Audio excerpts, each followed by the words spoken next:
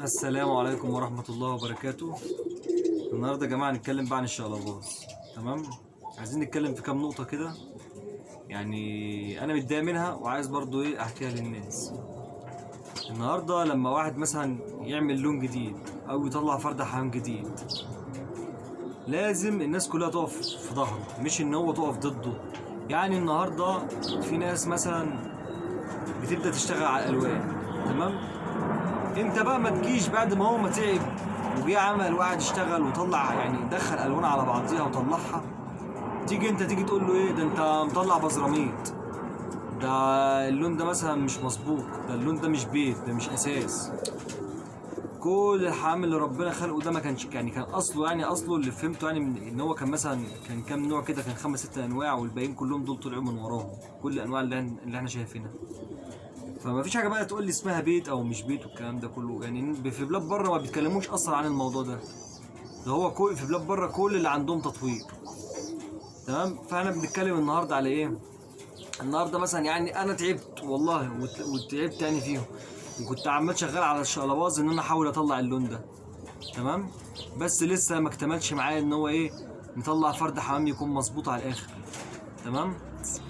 فبعد ما الواحد بقى ما يتعب وبتاع، ما تجيش انت تقوم جاي ايه تحبطه وتيجي تقول له ده انت بوظت الحمام، انت دخلت حمام على حمام. لا لا لا، ده تطوير وده تحسين، وكل بلاد بره شغالين كده، والتقدم اللي هو كله اللي هو فيه بيشغالين برضه في الموضوع ده، بيدخلوا حمام على حمام علشان يعني يسحبوا منه اللون، يسحبوا منه الصفات.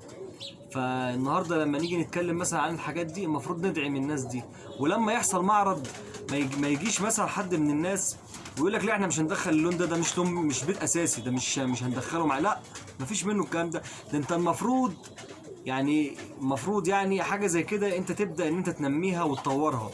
يعني فيها ايه مثلا؟ يعني مش عايزين برضو ايه، يعني فيها ايه لما يبقى في مثلا معرض وفي لون جديد حد عمله ما كانش بيت، يعني ربنا بعد ربنا سبحانه وتعالى هو اللي قادر على كل شيء، حد مثلا يجتهد فيه وربنا يعني يوفقه فيه، تيجي انت تقول له ده مش هندخله المعرض، او ده لون مش اساسي او مش بيت. لا لا لا، المفروض حاجه زي كده الناس تبدا ان هي ايه، يعني تدعمها. وكمان اللي عمل الحاجه يبدا يقول للناس ازاي، تمام، ان هو اشتغل فيها وعملها برضه، تمام. يعني حمامية زي دي اهي، الحمامية دي لافندر او رصاصي او ريديوز، زي ما تتقال، يعني هي شقلباظ بس لسه ما وصلناش الشرابها الكامل، يعني اللي هو يبقى فرد حمام شقلباظ، تمام.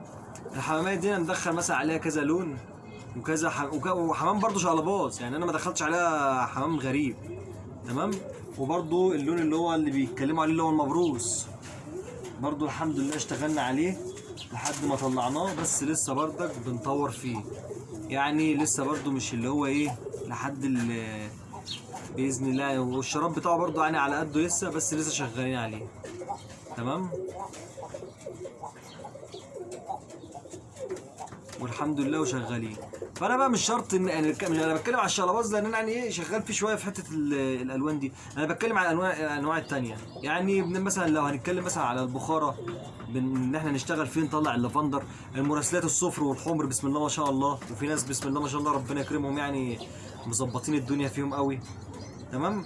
فاحنا بقى عايزين مثلا لما يحصل معرض او يحصل حاجه، ما نجيش ان احنا في يوم من الايام نقول لهم لا لا ده الحمام ده مش مظبوط مثلا، او دي مش بيت اساسي او الكلام ده كله.